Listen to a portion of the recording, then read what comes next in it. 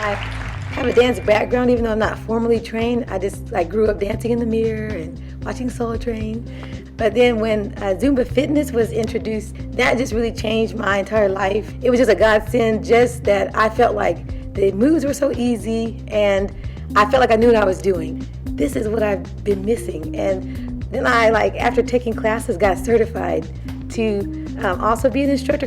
The feeling that I got from being in that class, I wanted to hold that feeling for myself, and I wanted to give that away if I could. It was just about being me and having fun. Now, that was my highlight reel, but today I want to go behind the scenes to talk about how dance fitness classes translate into the real world, how the benefits help you to win at life, and how you don't sweat, but you sparkle. Now, I grew up watching the Soul Train with Don Cornelius, Love, Peace, and Soul. I would look forward to every dancer's style on those Saturday mornings, not just what they were gonna wear, but how they can take a dance move and they can really turn it up or turn it down, spin it around or whatever. And now I wanna think and ask you a question. When's the last time that you went out to a dance club? And also to consider how dance fitness classes help you to expand your sense of movement in a judgment-free zone. According to research, the American Council on Fitness shows that movement with others helps you to expand your sense of self and social connectedness. So if you've been struggling in your shell, then dance fitness may be the thing to boost your confidence. Now, I gotta be real right now. I had lost my spark as a person that's a mom. I was a wife at the time, a graduate student, and also juggling a whole bunch with community work and also having a job.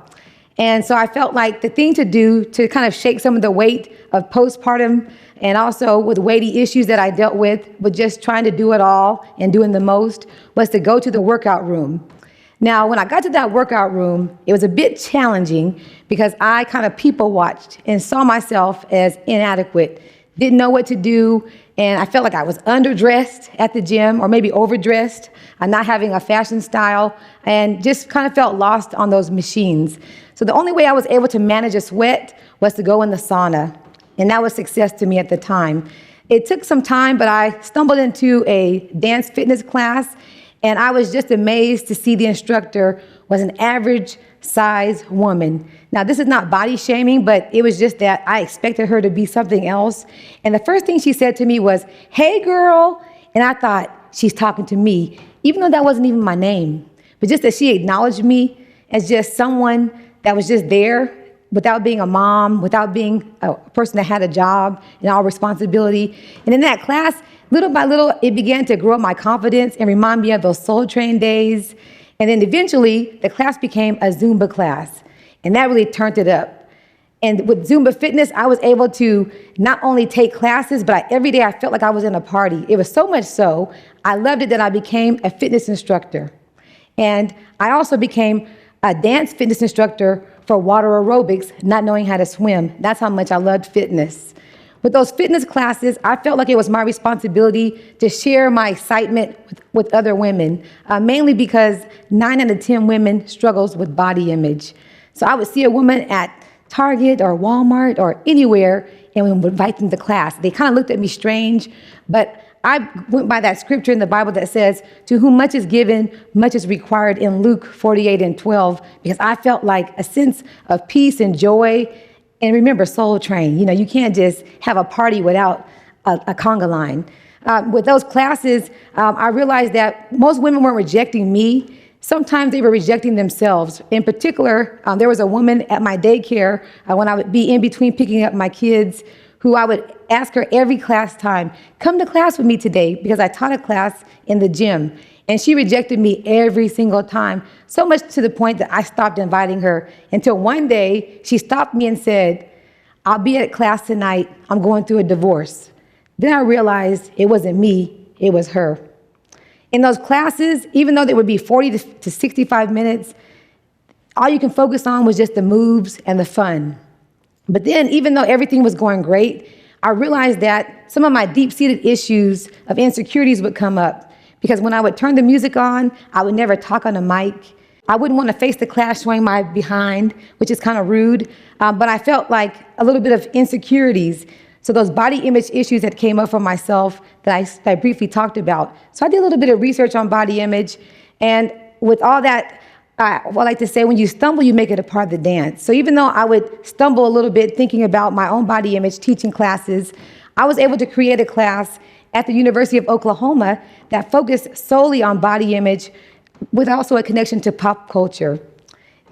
Because again, 9 out of 10 women struggles with body image, and that number for men is not far off, but that's reported that men maybe struggle 5 out of 10 men.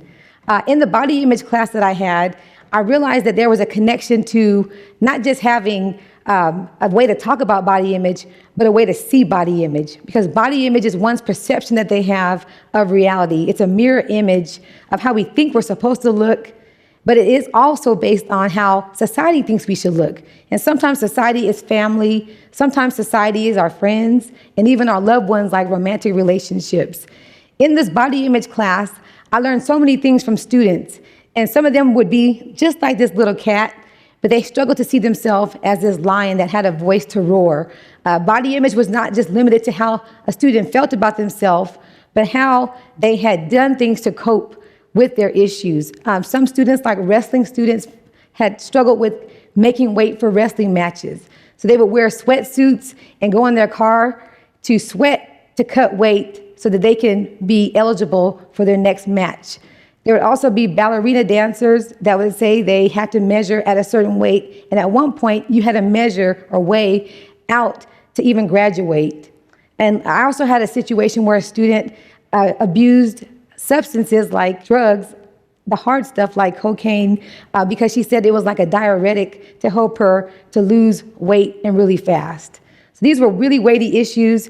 And with the weighty issues in the classroom, I only felt it fit to reach out to services such as the National Eating Disorders Association, where it was just not me having dance fitness classes and having body image classes at the University of Oklahoma, but also being able to connect that to have some activism. The fun part was having Love Your Body Day parties where students and also people in the community could come together to work out. And with working out, we were walking, but we were not focusing on calories. We were taking steps to be our best selves. In addition to working with the National Eating Disorders Association, I was also able to connect with the Oklahoma Eating Disorders Association to be able to do local work here in the community. And of course, fun would be also being able to be on the court of the OKC Thunder, being able to lead lots of people that have different body shapes and sizes, and even fear of being in the public with dancing. The world was their dance floor. Now, even though I talk about how making dance, helping you to get confidence, and also when you stumble, you make it a part of the dance, there's also moments where you have to live in the moment. And the moment for me was when everything was going great. I was able to create a body image class, being able to also have a dance fitness class that I met with every week. But one day, it seemed like I lost everything. Not only did I lose my ability to continue teaching, I lost my family at the same time. Not losing anyone like in death, but it felt like that. And I liken that to the story in the Bible of Job. I lost my ability to defend my dissertation in 1 week. Then I also heard from my husband that he wanted to have a divorce. And I lost everything in that one moment. And even though in that one moment, as I mentioned Job is a servant in the Bible who Satan asked to test from God, and God allows Satan to test Job. So Job loses his livestock, which is his profession. He loses his children. He also is afflicted with sores on his body, affecting his body image. And even with all of that, he does not curse God. He doesn't curse the day he was born, even though it was very challenging. So that's not to say that my life was like that, but just having all the success or having all the impact in the community, life was going pretty good. But I remember even in that 1 week, even with all that news coming upon me, and this is in the advent of social media, I still went to my dance fitness class. And since it's a TED Talk, I'll spare you all the details. But in that dance class, I may have stumbled on those moves. I may have thought about my life, but in a dance fitness class, it allows you to focus on what's going on right there right in front of you. You're able to tune out the white noise. You're able to focus in on something that's working, not just working out, but working in self-care, working in things like positivity, and working in the opportunity to love yourself like nobody's business.